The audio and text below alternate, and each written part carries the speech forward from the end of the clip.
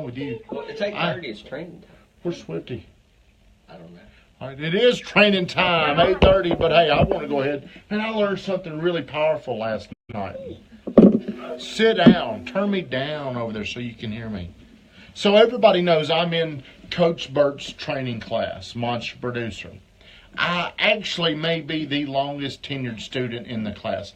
I need to know that, Coach Bert. Am I the longest tenured student in your class? I want to know that, by the way. But some of the things that he tries to do is he brings people together. He brings high-level people together. That's the purpose of it, to where we learn from one another. And last night he brought in Mike Hardwick.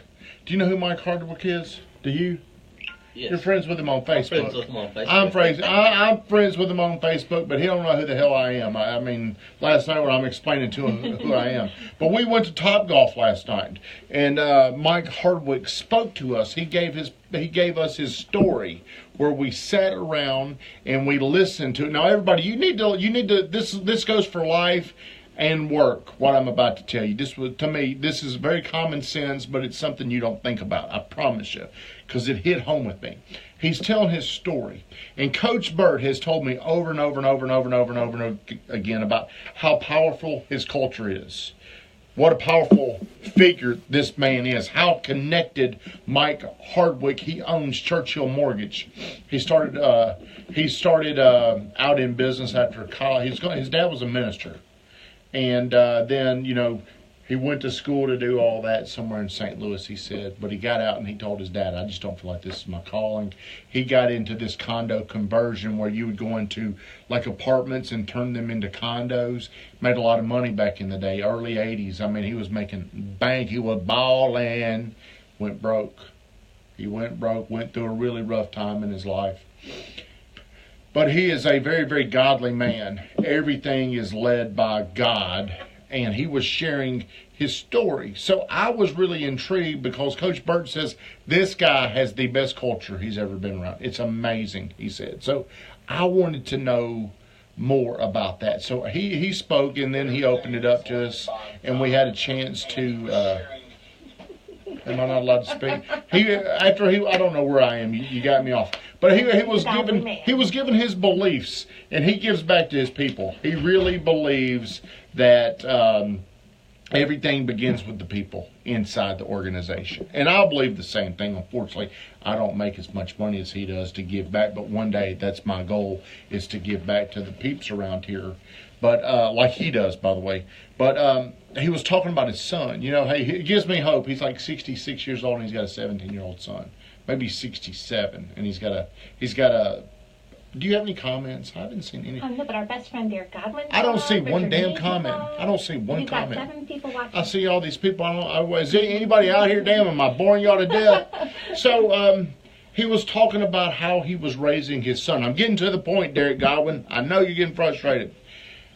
And at that age, it's so easy. He's 66, 67 years old. It's so easy for him to communicate. Hey, friends. Hey.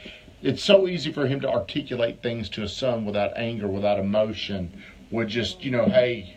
So here's what he said. He holds his son, he holds his wife, he holds his people accountable. That's something we do. In our mind, we hold everybody accountable, but we don't tell them what we hold you accountable to. So whenever I'm not giving you content, whenever I'm not giving you blogs, you're getting mad at me. Maybe you don't say anything to me. But how much happier would you be if you're open to the other person about what you're holding them accountable to?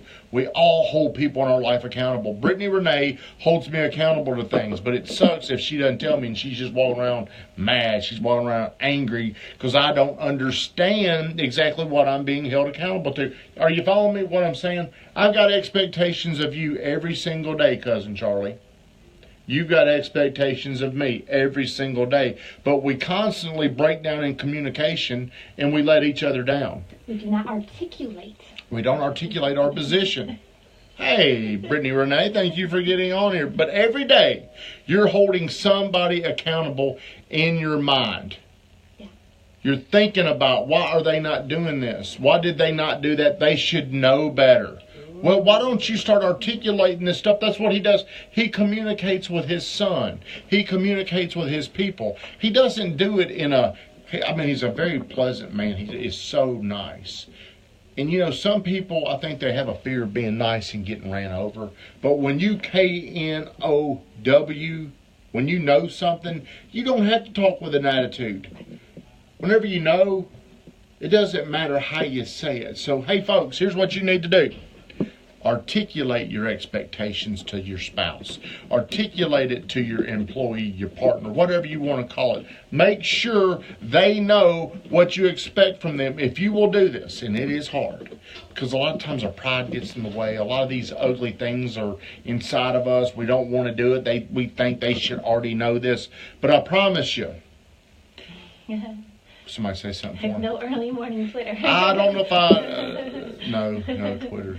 No, there has been some Twitter, but hey, this is all I'm gonna say. The major thing I learned is you got to communicate what you expect, and then you've got to hold them accountable. Because whenever you're doing this, whenever you're not doing this openly, you're doing it privately. You're doing it with yourself, and it's leading you to be frustrated. You're not helping you get better. You're not helping them get better. Every day, Kathleen she's sitting here to hold me accountable. She's judging me. Now, maybe you're too nice to tell me you're pissed off because I didn't write that blog. Okay, somebody was calling me. Sorry. That's all I've got. I feel like I've rambled on. But hey, open up about what you expect from other people. Open up about what you demand of other people.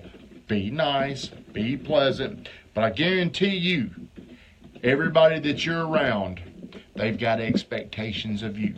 I guarantee you. Just because they don't tell you they're expecting something from you does not mean they don't expect it from you. Brittany Renee expects that. Like we were talking about yesterday, obviously Brittany did not go back and watch that, but Sunday morning, she has expectations of me. Now I know better. Now I can perform better. So the more open you are about these conversations, the better. The more likely I believe the partnership, the marriage will grow and improve. Are you following me, Cousin Charlie? Hey, all my friends, get over there and like Cousin Charlie's Facebook page. Have a great day. Tune in, Real Estate 101. I'm going to talk about what I think is in store for us, Murfreesboro, Tennessee real estate in 2018. Marriage. Okay, well, she does expect marriage. And you know what, Brittany Renee? We could talk about this on Straight from the Gut about marriage. That is probably something. That's something that's going to happen. She's going to hold me accountable to getting married. Okay? Now, if she needs to be more open about that. She probably doesn't want to nag me, but hey, we're going to have to be married by this point. So hey, I'm telling on myself. All right, guys, have a great day.